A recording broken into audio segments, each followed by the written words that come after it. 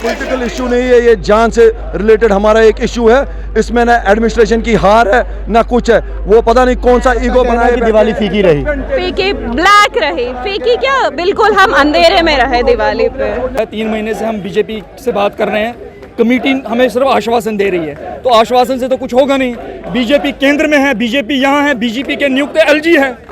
आप मुझे बताइए, आतंकवादियों के लिए, सरपंचों के लिए हीलिंग टच पॉलिसी है, मगर इन हिंदुओं के लिए क्या है? इन हिंदुओं के लिए गोली है। We are being persecuted at the hands of administration and at the hands of terrorists. आप मुझे बताइए, तनख्वाह क्यों आपने बंद की है इन हिंदुओं की?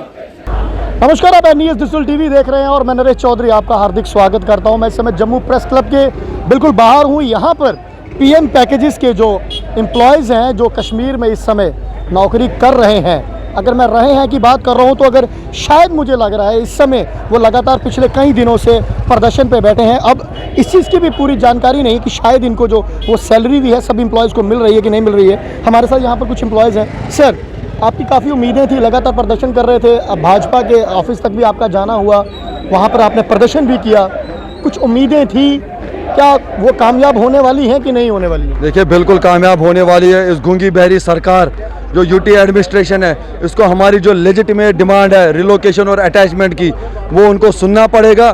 देखिए, जिस प्रकार से ये एम्प्लॉयज़ को हरास कर रहे हैं, इनको इससे ऊपर उठना चाहिए और ह्यूमैनिटेरियन अप्रोच लेना चाहिए इस एम्प्लॉय, क्योंकि ये कोई पॉलिटिकल इशू नहीं है, ये जान से रिलेटेड हमारा एक इशू है। इसमें ना एडमिनिस्ट्रेशन की हार है ना कुछ है। वो पता नहीं कौन सा ईगो बनाए बैठे हैं और इन एम्प्लॉयज़ के उनको एक कॉन्फिडेंस बिल्डिंग मेजर करने के बदले वो ऐसे ऑपरेसिव ऑर्डर्स निकाल रहे हैं। वो खुद ही अपने ऑर्डर्स को बाईपास कर रहे हैं। कभी वो बोल रहे हैं आपको 2 किलोमीटर के रेडियस में आपको वहां पे ड्यूटी देनी है, लेकिन आए दिन अगर आप देखें वो ऐसे ऑर्डर निकालते हैं जिसमें एक एम्प्लॉय की ट्रेनिंग रखी जाती है कुपवारा से श्रीनगर, वो भी 6-6 महीनों के लिए, और काजीगुंड से श्रीनगर, त्राल से श्रीनगर।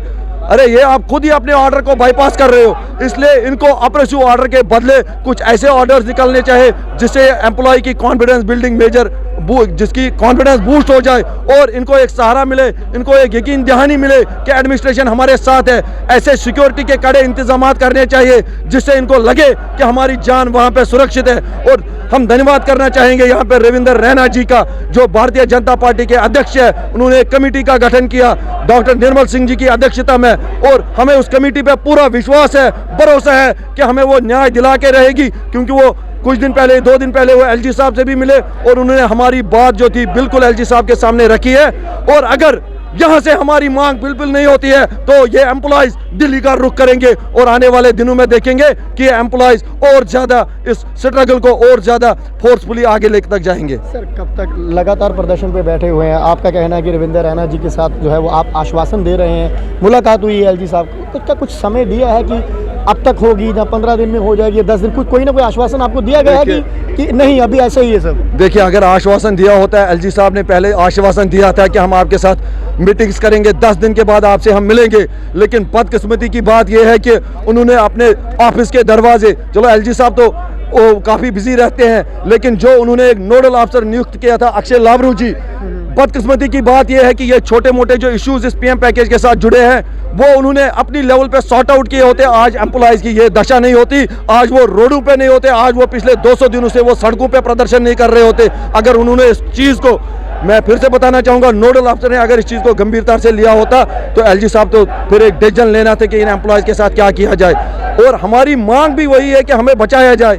अगर मोदी जी बोलते हैं जान है तो जान है, तो ये एम्प्लॉयज़ भी तो वही बोल रहे हैं, हमें हमारी जानों को सुनिश्चित कीजिए। बाकी हम कश्मीर जाने के लिए तैयार है, वहाँ पे सर्विसेज देने के लिए तैयार है, लेकिन ऐसा वातावरण वहाँ पे आप बनाए जिस वातावरण में हम पहले काम कर रहे थे, वैसा एक वातावरण आप बनाइए। धन्यवाद। सर, यहाँ कुछ एम्प्लॉय भी हैं, मैम, क्या कहेंगे कितना मुश्किल है वहाँ पर? मैं सबसे पहले पूछना चाहूँगा कितना मुश्किल है वहाँ पर नौकरी करना? जी, हमें ना गवर्नमेंट ने, पहले तो ये बात बता दूं, उन्होंने हमें बताया था रिटर्न एंड रिहेबिलिटेशन पॉलिसी के तौर पे हम आपको बसाएंगे। तो हमें ये बताइए पहले हमारा रिहेबिलिटेशन है कहाँ? रेंटेड बेसिस पे? अगर उन्होंने हमारे साथ प्रोमिसेस किए थे हम आपको एकोमोडेशन देंगे, तो कहाँ है एकोमोडेशन? अगर हमने वहाँ ज्वाइन किया, ज्वाइन करने से पहले गवर्नमेंट ने ये चीज़ें क्यों नहीं नोटिस करी कि अगर मैं एम्प्लॉय को वहाँ भेज रहा हूँ तो किस बेसिस पे, कौन सी सिक्योरिटी ग्राउंड के बेसिस पे मैं वहाँ भेज रहा हूँ। हम बार बार जेनोसाइड का शिकार क्यों होते जाए। हम 90 में भी हुए थे, हम आज भी हुए, और लेकिन ये लास्ट होगा। मैं गवर्नमेंट से कहना चाहती हूँ, हम तब तक यहाँ से नहीं हिलेंगे, हम तब तक प्रोटेस्ट पे बैठेंगे जब तक कि हमारी डिमांड जो है, जेन्युइन डिमांड्स, वो फुलफिल नहीं हो जाती। जब आपकी सर्विस लगी थी उस समय शायद आपने ये भी साइन करके दिया था कि हम जो नौकरी है कश्मीर में ही करेंगे। आज वहाँ पर हालात ज़रूर ख़राब हैं, तो आप क्या कहेंगे कि आप रिलोकेशन मांग रहे हैं कि हमें जम्मू ट्रांसफ़र कर दिया जाए या फिर सेफ़ जगह जहाँ पर भी है वहाँ ट्रांसफ़र कर दिया जाए, पर कहीं ना कहीं आपने ये भी लिख कर दिया हुआ है कि हम नौकरी जो है वो कश्मीर में ही करेंगे।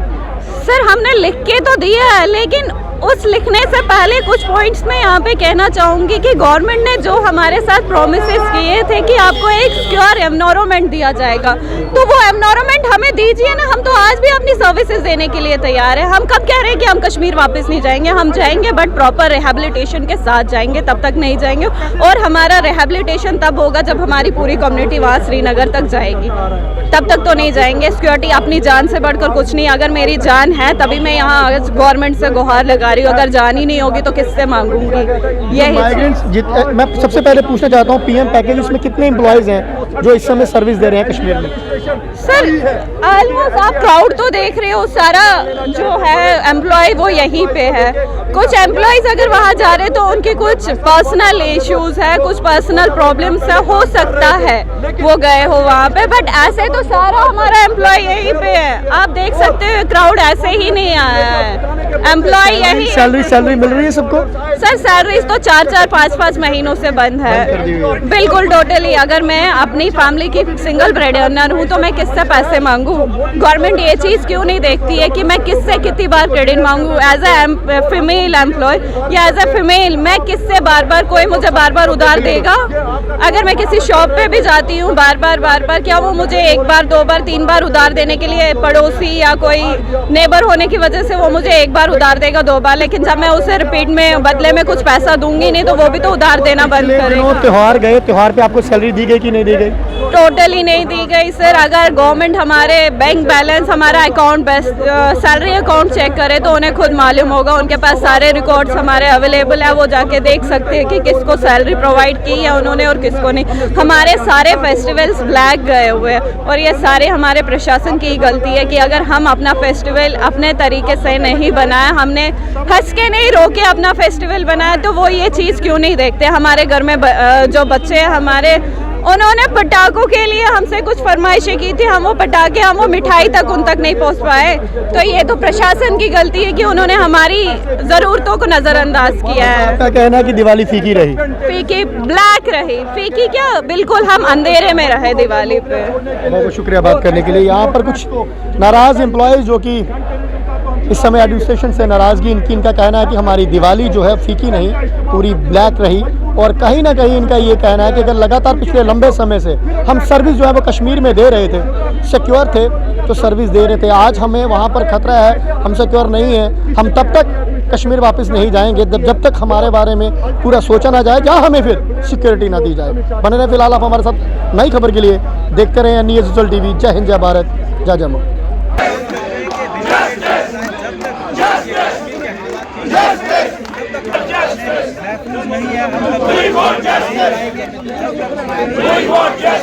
बंदोबस्त नहीं किया जा रहा है।